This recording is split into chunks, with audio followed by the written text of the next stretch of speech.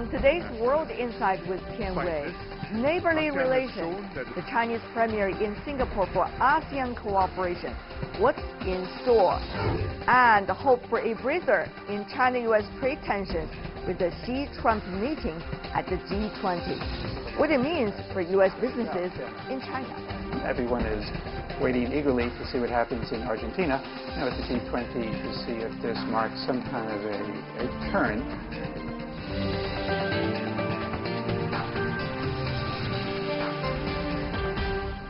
Hello and welcome to World Insight with me, Tian Wei. The program is coming to you on CGTN. At the invitation of Singapore's Prime Minister Loong, Chinese Premier Li Keqiang will visit Singapore from November the 12th to 16th and attend a series of ASEAN meetings. Premier Li is set to elaborate on China's policy proposals for East Asian cooperation, propose more than 30 new initiatives for better pragmatic cooperation under various mechanisms, promote the upgrading of China-ASEAN cooperation, and push East Asia cooperation to new heights. Before we start our discussion, take a look. Chinese Premier Li Keqiang addressed hundreds of Singaporean politicians and business representatives earlier Tuesday. He expressed Beijing's hope to finish consultations on a code of conduct in the South China Sea in 3 years, while stressing that such a deal would bolster free trade in the region. China and ASEAN countries will benefit in that process. It will also be conducive to free trade and go on to serve the interests of other parties. Li has also touched upon the recent trade tensions between China and the U.S.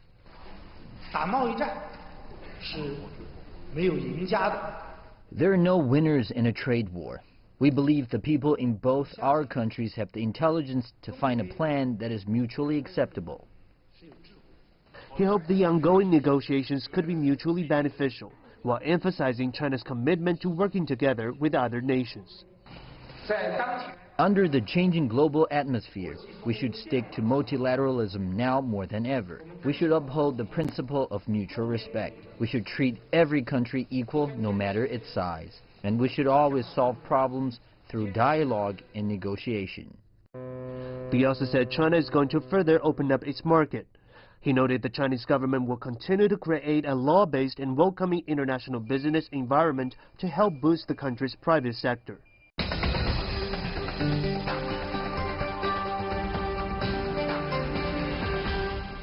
For more on the ASEAN Summit and East Asia Summit, in our Beijing studio, we have Song Qingren, Associate Professor from the Institute of South and Southeast Asian and Oceanian Studies at the China Institute of Contemporary International Relations. In Kuala Lumpur, we have Boon Nagara, Senior Fellow at the Institute of Strategic and International Studies, Malaysia. In Washington, D.C., Steve Pruitt, Managing Partner at West Partners. Welcome, gentlemen, to our program. Let me begin by asking you, Mr. Nagara from Malaysia, what about the latest for the preparation of the two summits? Will ASEAN be able to come to consensus about where to go, whether it's CPTPP or RCEP? Mr. Nagara. Well, it's not really a choice between the two. Proponents of both would like to have both at the same time. But I think RCEP is more immediate to the region. And certainly for as far as the completion is concerned, RCEP is nearer to it. So it's supposed to be concluded around now by the end of this year, but I think it may drag on just a bit more. I see. For the ASEAN countries, Mr. Nagara, of course there are different views, but when it comes to free trade issue, as ASEAN countries are mainly developing countries except Singapore, so what do you think will be the common consensus about that? Well, I think everyone is in favor of free trade. It's a matter of definition within individual countries, of course, operationally. But I think the concept of free trade is well accepted and established. So within ASEAN, of course, among 10 countries, it's easier to negotiate, as a kind of a grouping. And then with RCEP also, with fewer countries. not that many countries compared to some of the bigger organizations like the EU, where they have greater disagreements on various issues. So I think it's a matter of time before these agreements progress further. So it's not really an issue of major problems. I see. Although it has to be said that with the newer kind of perspectives on CTPP, some governments like Malaysia would like to have a closer look again, especially with the new government here looking at the kinds of terms and conditions involved. Mr. Puit, as you may know, the ASEAN Summit and the East Asia Summit are almost taking at the same place and are almost taking place at the same time, sir, with what's going on at the APEC CEO Summit and the APEC Economic Leaders Meeting. So how do you see the parallel discussion going on there, how they are likely to impact upon one another? By the way, the APEC Economic Leaders Meeting, there will be American Vice President going there. Well, I think the discussions are probably going to be the same, particularly those that reflect and involve America. I mean, when you look at the discussions that have been going on in America, the fact that we've just completed our national congressional elections, a lot of the landscape here in America is changing. In some ways, not necessarily positively, but certainly it's changing or solidifying, and it's going to require, I think, both bodies to have the same discussion. Interesting when you are saying changing, but the question is, with the Republican and the Democrat each have one chamber of the Congress, will that make much difference about the earlier policies? Well, on trade, probably not. I mean, most observers of the development of U.S. trade policy understand that on the Democratic side of the aisle, the leanings are much less trade-friendly than were the trade discussions solely going on with just Republicans.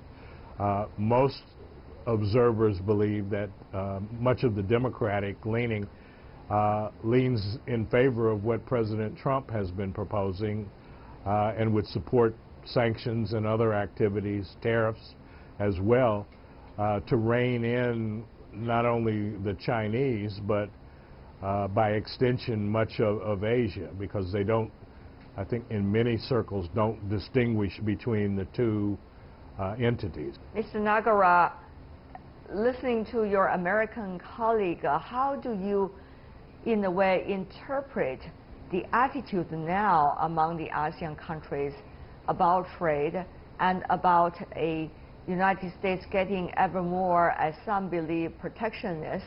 What would that mean for these economies pretty much on the global supply chain? Well, the trade dispute or skirmishes approximating to a trade war between the U.S. and China doesn't really help. It does complicate matters, and very unnecessarily things have become more complex. But there have been some saving graces, not much, but we have seen, for example, Japan warming to China very much, and much greater cooperation between the two countries is something to be welcomed, certainly in this region. So I don't really see how the result of the midterm elections in the U.S. can change things substantially. It remains to be seen, because this is something that involves internal U.S. politics very much. Everyone wants to be a nationalist now, including a developed country like the U.S. And as for the real developing countries in this region, we just have to wait and see how a big country like that behaves. Not necessarily to the benefit of this region or even to the U.S. itself. Much of the trade rhetoric between the U.S. and China has been counterproductive. So we can only hope for the best, but we don't really know what's going to happen even in the immediate future. Right. You see this Asia-Pacific region. Sure, sir. Please jump in. So that the discussion is not all doom and gloom, I would just like to proffer one potential scenario here, and that is that since the election, and with the onlooking to 2020 here in America, I would proffer that there's a possibility here that we're going to move into an era of let's make a deal in America. I think for President Trump, he needs to resolve some of these issues and resolve them fairly quickly. If you look at the U.S. agreement with Mexico and Canada, for example, the changes at the end of the day were not that great, but the resolutions did appear to help on the U.S. side. I think there's plenty of room in the China-U.S. discussion to achieve a similar scenario, and the fact that I believe President Trump and President Xi are supposed to be having some discussions here shortly also could put that scenario very much into play. All right. Mr. Song, that really requires a judgment coming from China, even about the ASEAN summit and also about the East Asia summit, as well as about a 10+1, 10+3, meaning ASEAN economies plus China, Japan, and South Korea. So what is China's strategic judgment here? Yeah, I think although it faces the trade pressure from the U.S. side, I think now China also has the encourage from the regional multilateral trade arrangement. I want to say that for China-ASEAN, we have a CAFTA, the China-ASEAN FTA agreement 8 years ago, and also now also China and ASEAN and also other regional countries we are talking about to reach the final agreement of the RCEP. And also for China, South Korea, and also Japan, plus ASEAN countries, we are talking about the East Asia trade agreement. So I think now in the East Asia or Asia Pacific region, we are still optimistic about the multilateral trade agreement in the future. So, Mr. Nagara, here's an interesting thing. How would ASEAN be able to take the best out of all the deals that could happen to ASEAN? Well, I think realistically speaking, Malaysia or any other ASEAN country or ASEAN as a whole cannot really affect the policies of the United States or China directly. But ASEAN, I think, collectively can make the most of the situation now, given the kind of trade dispute we have between the US and China, to develop this region within the ASEAN+3 framework, as well as within the ASEAN+6 framework, which is basically the RCEP project, and make the most of the situation, and then indirectly perhaps that could provoke in a positive way both the US and China to come to more realistic terms to resolve the trade dispute that they have. So I think ASEAN can have an important role here to try to make the most of its situation in East Asia, meaning Northeast Asia and Southeast Asia, to try to encourage both the US and China to come to a more realistic agreement of some kind. I think Mr. Trump, more than anything else, would like to have a kind of a show of an achievement to demonstrate to the American people themselves that he has succeeded in drawing something from China, just as he did in revising NAFTA into the USMCA, which isn't really much of a difference, but at least it is a symbolic kind of trophy that he can show to the American people that he has achieved something. So I think even so, that will take some time for China to digest the proposal that Mr. Trump may provide, and then come to some kind of agreement. That will probably take 2 quarters from now. Right. And Mr. Song, on the other hand, China and the ASEAN economies are working quite complementary with one another. If you see China's position in the global supply chain is moving up, China is moving more to the service sector, more to the technology sector, and also more to the structural reform of its own economy, which means open up its market, which has been demonstrated by the first ever China International Import Expo being held earlier in the week. So, Mr. Song, how do you see the complementary sides of China and the ASEAN economies? As a result of that, how much will China be able to work with ASEAN countries, whether on platforms or on real deals? in the future, China's investment to ASEAN will grow very quickly, and also China's market will continue to be the biggest market for ASEAN products. I think ASEAN's products export to China will grow very quickly. And also, second, on the multilateral platform, now both China and ASEAN are conducting joint efforts to boost the regional trade agreement and to build the regional economic development and also the integration mechanism. So I think this is a very good example to boost the regional multilateral trade and also economic mechanism. Mr. Poit, China seems to have very concrete plans for the region. For example, Belt and Road Initiative. Many of those among ASEAN economies actually is part of that blueprint with which partnerships need to be formed. Mr. Poit, for the U.S. side, and about the future of the region, many wonder whether there is something like a blueprint. If not, how will Washington be able to persuade the relevant parties to be able to work with it about the future, Mr. Poit? Well, a direct answer to your question, is there a blueprint?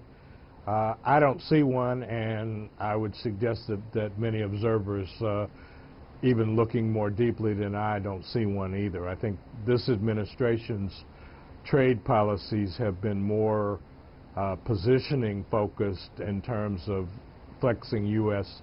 muscles, economic muscles, rather than focusing on what you're going to do with those muscles. So that's a concern, I think, in many corners here in America.